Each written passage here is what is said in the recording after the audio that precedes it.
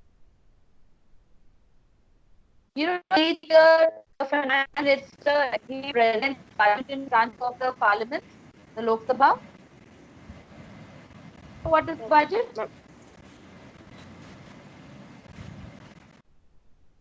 All right, like example, take this like if you want to build a house or you want to go and buy something. So first thing, what will you see? That how much money or how much money you have in means your income. All right. And you will also have a look at what would be the expenditure, means how much money you have and how much you need to spend. So basically that is the budget. You can say that yearly what they do, that what would be the income of the country, means the revenue that they get from the taxes and everything. So they calculate that, and then in that particular year how much money they have to spend on various things, and provide the services to the people, and the pay of the legislatures, means the people who are elected and all, it has to be paid. There's so much to be done. And so basically that is the budget, the income and the expenditure. So now they wanted the leaders of the Indian National Congress that because this thing is all about India, Indians also should be there in a legislative body, and this body should have the power to discuss the budget of the country. Now, the Indian Council Act of 1861, the first time they introduced institutions where people could be elected, and this body could make certain laws. So this was for the first time in 1861, and then by the Indian Council Act of 1892, principle of election, it was conceded. Conceded means the principle of election was also accepted for the first time, and this led to the formation of the parliamentary form of government in India. So this was formed even before we got independence. And then later on in the Government of India Act of 1919, it came. So under this act, what happened? The legislative councils, both at the center and at the state, they were enlarged. Enlarged means more number of members were inducted into the legislative institutions, both at the center as well as the state. At that time, the states were called provinces. Okay, and so both the provincial level and the central level, more people were introduced or inducted in the legislative bodies. Then and now after the Government of India Act of 1909, the members, they were also given the permission to discuss budget. Then the Act of 1919 came, and it introduced the system of diarchy in the provinces. Now the system of diarchy was such that there are certain things on which the central government make laws, and there are certain subjects on which the state government make laws. So in our country we have three lists. We have the union list, the state list, and the concurrent list. So basically what happens, the subjects which are there on the union list, like defense, tax, banking, and all that. So on that, only the central government can make laws. Then there are certain subjects in the state list, like agriculture, trade for that particular state, education, and all that. And so on those subjects, only the state government can make laws. So what happened under diarchy? The subjects which were there for the state governments to make laws, they were divided into two. And finances, police, they came under the direct control of the British officials, and only the rest of the things like the subjects of public welfare, like education, health, and all, they came under the control of the Indians. So what we can say is all the power stayed within the hands of the Britishers, because when they had the money in their hands, without money you cannot do anything. Yes or no? So even if you make laws for education, for the development or the spread of education, or for health services, then you need money. But the was in the hands of the Britishers. Okay, and so by the Act of 1919, they introduced the system of diarchy. Just wanted you to know what is diarchy. Then the Act of 1935, it introduced a bicameral legislature at the center. Now, I think this you must have studied in class 7, unicameral and bicameral. Have you studied this last year in class 7? Yes, No, ma'am. class 8. No, No, ma'am. ma'am. No. Anyone have any idea regarding this?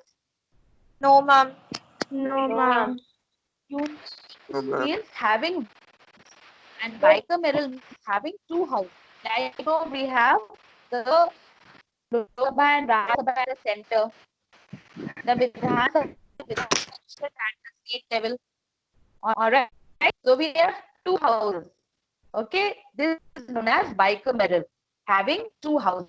Like at the center, we have two houses, the Lok Sabha and the Rajya Sabha. In the same way, we have two houses in the state. For UP also, UP is also bicameral. We have the legislative assembly as well as the legislative council. Okay, so by the Act of 1935, a bicameral legislature was introduced at the center, and this Government of India Act of 1935, it was also called as a mini constitution or a small constitution, a mini constitution. Why?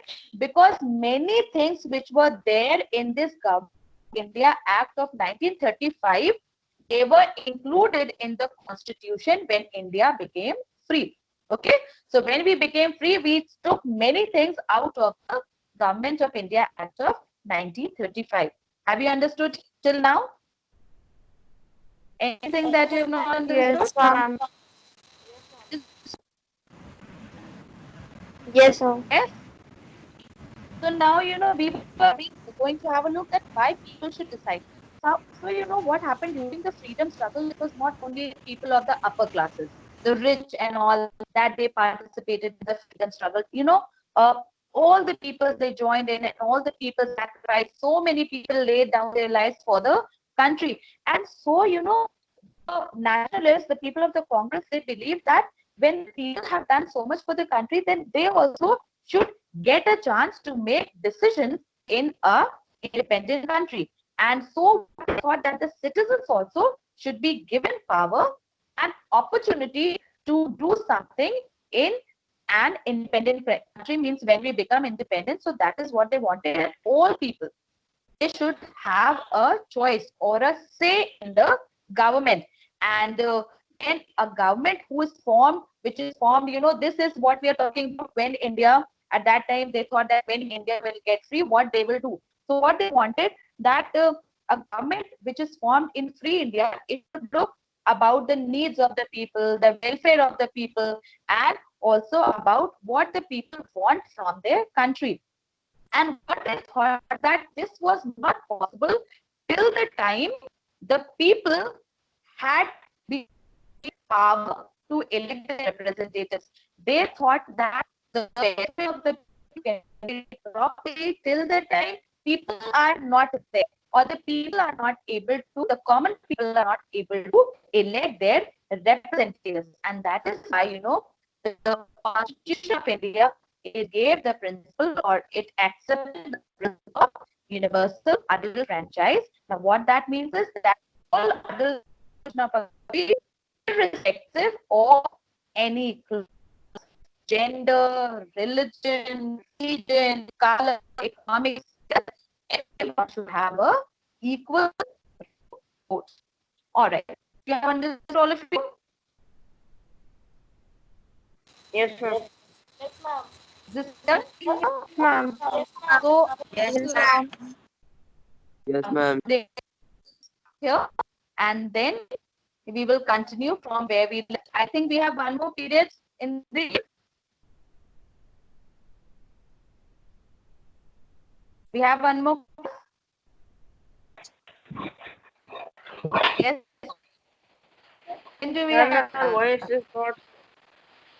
It's not clear. Okay, so now we be on Wednesday. yes, ma'am. On Wednesday. Wednesday second period we will meet. So by that time, all of you complete, read this chapter and the section that we have done till now. And that will be all for today. All right, all of you. Okay, ma'am. Yes, ma'am. Okay, ma'am. Take care. See you. Bye. Okay. Bye, ma'am. Bye, ma'am. Ma'am. Bye, ma'am. Bye, ma'am. Thank you, ma'am. Bye, ma'am. Thank you, ma'am. Bye, ma'am.